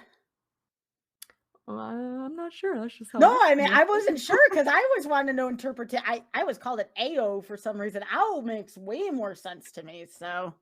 I watch a lot of anime, so... I do not speak Japanese, though, so I may be completely wrong. I was just genuinely curious. I like that pronunciation. It's better than what I had. Oh, Shelly hits the board. Damage check, or removal check, rather. Yeah, Samantha does not have any more counter spells in hand, at least, so, I guess we'll see if the Shelly goes on the attack and gets tapped, and the Wandering Emperor comes out. Mm-hmm. Yeah, there's, again, just a lot of different ways to go. Wedding Announcement, though, being the draw, makes this a pretty interesting turn again. Do you wait for the Shieldred to tap and Emperor possibly? I mean, they're tapped out right now. There's just so much to consider and think about here. Yeah, it's a little difficult because because Heather could play the wedding announcement Mhm. and, make that token, and then have enough mana to draw a card off the Bankbuster. Or she could just hold the mana up, flash the Emperor in, and hope that Samantha is going to attack with Shelly and be able to get that exile. I like that name, Shelly. I've been fumbling over words tonight. Got to make it easy. Oh no, I like it. I absolutely, again, I am learning of better ways to pronounce these names, so please, by all means. That's more life gain there. And we also have the cycling land here too. A lot of folks forget, we all think about the damage that Shieldred deals for drawing. A lot of people don't consider how much damage it's dealing, so to speak, via life gain. I mean, so many games get turned around that way. So important to note, again, looking at Shieldred's multiple modes. And if that wasn't enough, attach a 5 butt to it and give it death touch. Because why not? That second Fable coming out, that's going to be difficult to overcome, because Samantha does have the Xander's Lounge that you can cycle away, but what's better than having to pay 3 to cycle? Getting to discard it for free and just draw off the phase 2 of the Fable of the Mirror Breaker. And this is where things get exceedingly difficult here, because now you're forcing that Emperor play, and you're not going to get a chance to remove any of the big threats by turning sideways here. That is a wonderful read by Samantha here. Again, we talked about Sell the Wreckage, Emperor. When you see these things open, we assume that something bad is going to happen here. And that it was just, again, a great anticipation there on Samantha's part. Yeah, I was going to say, when you see that much white mana open and 2 cards in hand, you have to assume that there's a Wandering Emperor in there. Or your opponent just is getting flooded. But if you want to be cautious and not lose some of your, game enders, keeping that, that shouldered back and not tapping it, that's the right move. Agreed. So now again, I just want to point out, we do have Coven. We do. Yes, we don't get to see that too often. That is a good point out there. So again, I expect to see a lot of drawing from Bankbuster here, especially on Samantha's side. But looks like there's going to be some opting here for some life gain to try to ward off Shieldred's bad abilities. So, I mean, you may not be able to defeat Shieldred right now, but being able to get around it via lifelinks, pretty interesting play here. Yeah, honestly, just being able to potentially race it, that is huge. Because right now, it's going to be a 4-turn clock, and Heather is going to be gaining a lot if Samantha cannot answer this Steel Seraph in the air. And actually, I know it's a 4-turn clock currently, but if that Wandering Emperor stays on the field, that's going to get sped up even faster. Yeah, there's also the clock there, though, on how much damage that Harvester can deal as well, too, because there's going to be blood tokens, and if you can catch up with the Seraph, that's another way to eliminate the threat. So again, we're coming down to draws here at this point, which there's a lot of that because of the Bankbuster, and then the Bankbuster is also gaining additional life here, and there it is, Blade Coil Serpent. A card you would not want to meet in a dark alleyway, ever. That thing is terrifying. Yeah, there's that, and there's also the fear that there's about to be multiple Fables out there. Granted, you do have to pay, it's 1 just a copy, so it is kind of mana dependent how many times you can make copies of creatures, but that Blade Coil Serpent getting some copies, that's a little scary, because that on its own is huge. Shelly on her own is pretty big, so this is going to become a very scary board state on Samantha's side as well. That could probably, race that Steel Seraph quite easily. I'm just, this worm is terrifying. Like, I'm still looking at it and going, oh my gosh, this worm is just, it does so much. You have to cast a lot to get it out, but oh my gosh, once it's casted, it's like, oh. That's true, but there are currently still 2 goblins that make treasures, so there's also that can help ramp to the Blade Coil Serpent. Indeed, and also the Harvester can be replicated, but again, you have to do this right, because if you do this wrong, you lose your board state. So very much a lot of thinking to be made here on both sides of the coin. So again, going for duplicating the Harvester, pretty good play here. Lots of benefits to that.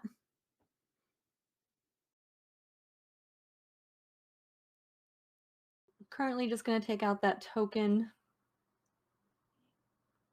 Next turn, though, well, I guess if that Steel Seraph keeps growing, it might be a bit difficult. Might have to make a couple replications of the Harvester, but it's still going to be nasty because that's almost getting close to being able to clear Heather's board just based off of Harvester replications and sacrifices. I like the crew play here as well, too, in response to try to hold that fort down as much as possible. Yeah, no, I agree with that. But we will see that Blade Coil Serpent come out. Oof, that thing is nasty. It is a big card, very big. Getting haste and trample and pumps. Oof. And Samantha is already back above 20.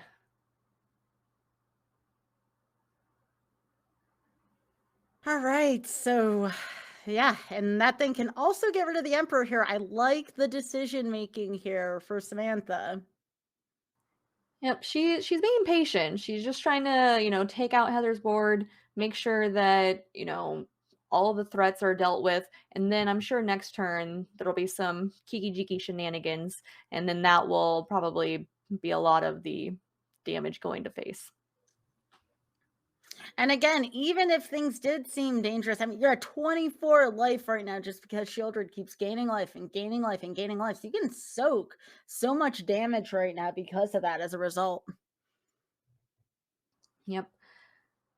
Looks like Heather is going to allow the Wandering Emperor to die, but it will trade off with the Blade Coil Serpent will trade off with the Bankbuster. And again, because we need more Bankbuster, why not? Why the heck not? Yep. Heather does get another Wandering Emperor, which is nice to keep, just in the pocket. Might be able to take out. Well, actually, that could take out the one Kiki-Jiki. Indeed it can. It stops that replication process from starting, at least. You have to worry about the other one, but you can prevent, at least for now, the Harvester replicating and getting rid of the Seraph. Yeah. And I think Heather is going to do just that, playing that Wandering Emperor main phase.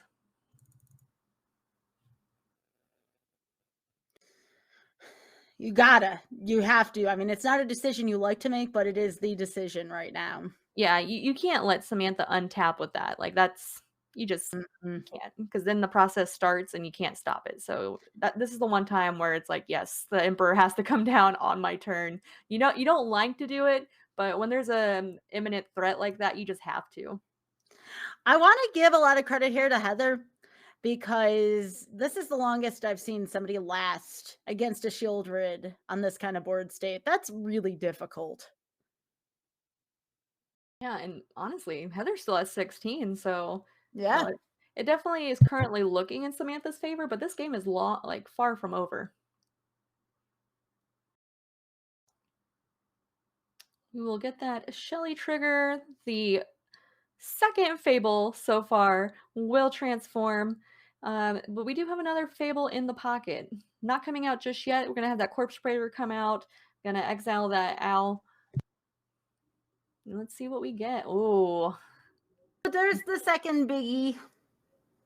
Yep, I think that was a very smart move on Samantha's side to sideboard the other Blade Coil Serpent in. It was a finisher in game 1, and I mean, it did a lot of damage already in game 2. So having it there, it's going to power through. Speaking of dealing a lot of damage here, it looks like we're going to have Bankbuster in for the attack using that awesome 1/1 token that allows a crew. Yeah, a lot of the times the Bankbusters get dealt with prior to getting that third card draw, but it's such a nice utility that once you draw all those cards, you get a pilot to, can't draw on it, might as well just only drive it, right? Yeah, and again, Heather hanging on here and Samantha just not wanting to deal with the Emperor right now. If you couldn't tell, Samantha does not like the Emperor at all. Yeah, it seems that way. Just a little bit. Yeah, at this point, I mean, obviously you have to let the emperor go, but while you're here, what do you take out? Do you put your 4/4 on one of those goblin tokens? Do you block the bank buster? I don't think you put your 4/4 on the bank buster that's already drawn all its cards, because then you're just, you're trading off, and that's a disadvantage trade for Heather. But I think I would probably take out one of those 2/2s. Yeah, you could absolutely take out one of the 2/2s. And again, you don't want to get rid of most of the board here. Remember, that wedding announcement is about to flip. So I do not fault Heather at all for just letting this go. And that's what's going to happen here. Yeah, because you never know what Samantha might have in hand, if it could do 2 extra damage. Or, I mean, there's a potential of even a braid. It's 3 damage. Well, then again, an abrade, I think, would just take that out because it destroys artifacts. But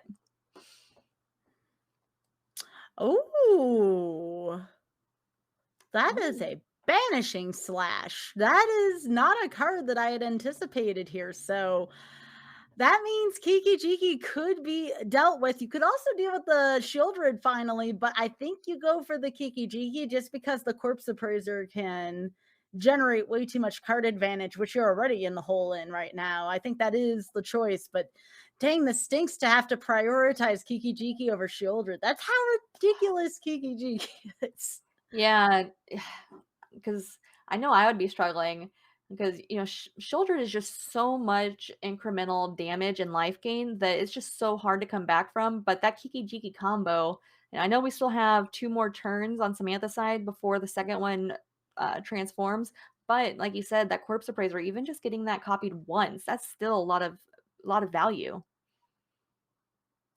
And right here, Heather opting to take care of the vigilance side of things. Again, not too concerned about life still because there's a lot of bodies on the side of the field. But it looks like wedding announcement's going to flip over. There's going to be an extra token. There's going to be some draw. There's going to be some draw and some life gain here. I just want to note that we also have Coven again. Yes, and I think that might actually play a role here. But speaking of roles, that is an Invoke Despair, which that's a lot of life for Samantha. That is a lot of life if that's the direction Samantha chooses to take. And speaking of a lot of life, here comes the discard then draw here. Yeah, that's an easy one. And that's unfortunate. You discard 2 lands, you draw 2 lands, but on the upside, one of those is at least a Xander's Lounge that you can cycle away and try to draw something else. So not the best, not the worst. Just close to the worst. And just as the wedding announcement flips over, Invoke Despair takes care of that. Yeah, that's rough losing that wedding announcement. It's gonna be a little bit difficult now. And then we have another Blood Tithe Harvester coming out, keeping that Blade Coil Serpent in hand. I wouldn't be surprised to see Samantha just use some of the remaining mana to draw or cycle away the Xander's Lounge, and then play that Blade Coil Serpent next turn, giving it the haste and just slamming through. Also, the Harvester can now take out the Steel Seraph as well. Oh, you're right. Yeah, Samantha's got a lot of answers in hand and on board currently. And a lot of treasure. And a lot of treasure.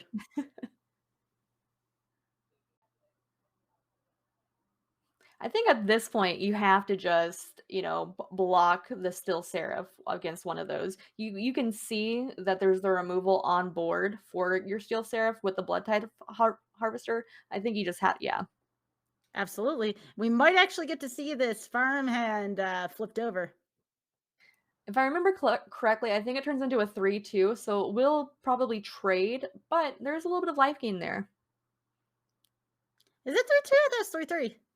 Oh, I'm wrong. You're right. Hey, with lifelink. Let's go. Hey, the Coven, we joked about Coven, but look at the difference it made there. Yeah, no, that I loved that card when that was when I was playing limited. That was one of my favorites. It's just it's so hard to get that Coven though sometimes. Bank Buster worth its weight in gold here to Samantha. And speaking of gold here, I think we're going to see some research desk action here soon. Oh, maybe not. Hanging on the treasure. Okay, sure.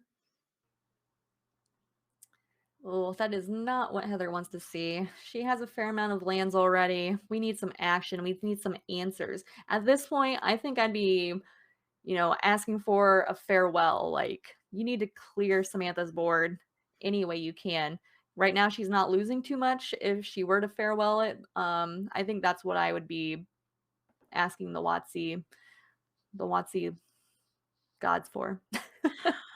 But that's the problem with Grixis, right? You wipe, and that's still probably not enough. There's just too much value with this deck. And again, we're answering why were there so many Grixis decks this week? And no matter who tried to bring what in, Grixis players have just been cleaning up this week in general. Yeah, no, you're completely right. And as soon as I say, Heather really needs a farewell, what does Samantha draw? A counterspell. Oh, yeah. I mean, isn't that always the way? You run blue, there's going to be counter magic. Yep. That's why you play it. That little sprinkle of blue just for that. Well, and we're going to see a little bit of blue action here from the Serpent here too, doing things. Yep. This is probably going to be real nasty coming down. It said pay 10 and it got paid. I just want to bring that to everyone's attention. Pay 10 got paid. Casually pay 10. Casually paid 10. Oh my gosh. Oh.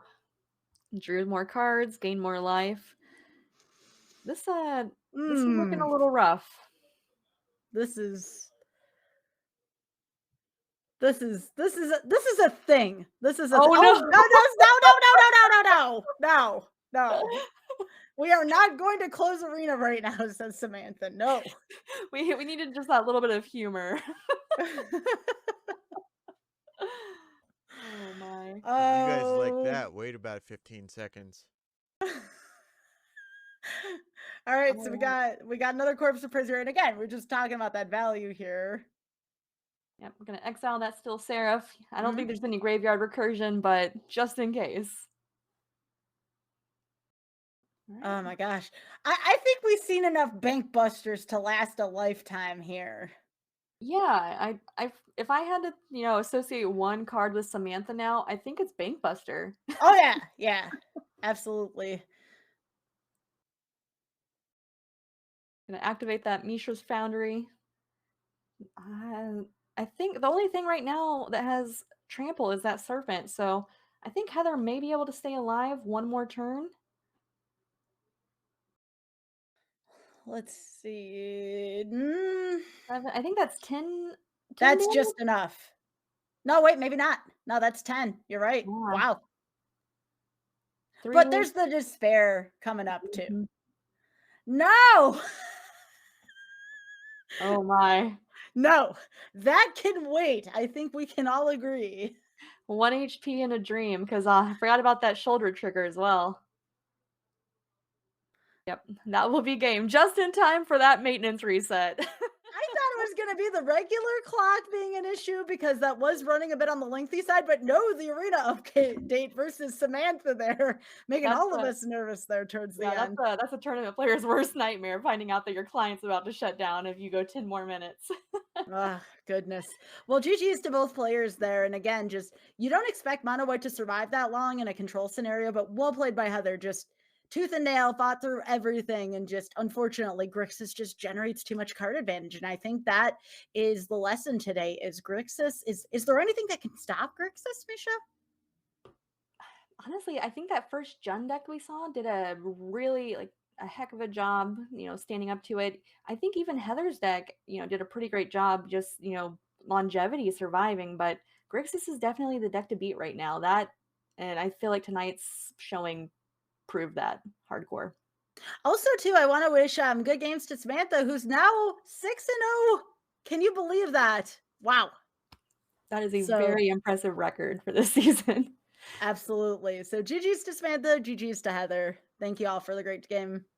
Yeah, and Thank you, everybody, for coming in and watching week 6 of our VML season 8. We just want to give a thanks to Wizards of the Coast for sponsoring us. Good luck, high five for sponsoring us as well. Of course, all of our thanks to Phoebe. We could not do this without her. And the rest of the admin team as well. And our fellow casters, obviously, Sky, thank you for casting with me tonight. And thank you to all of our wonderful players for, we definitely couldn't do this without you. So thank you. And to our viewers as well. So next week will be week 7, the last of the regular season. So please come back and join us for that. And thank you to Misha, too, for your wonderful commentary. We've been happy to have you aboard. This is Misha's first season with us at the VML casting, and we're very, very, very grateful to have Misha. So thank you so much again, and I enjoyed casting with you. Hopefully there will be more in the future. Very much looking forward to that. With that being said, please be sure to keep coming here. That's twitch.tv/VMLMTG. If you have not done so already, please be sure to pop that follow button. We'd be happy to have you here on future weeks. Yep. Thank you, Sky, and thank you, everybody. We'll catch you next time.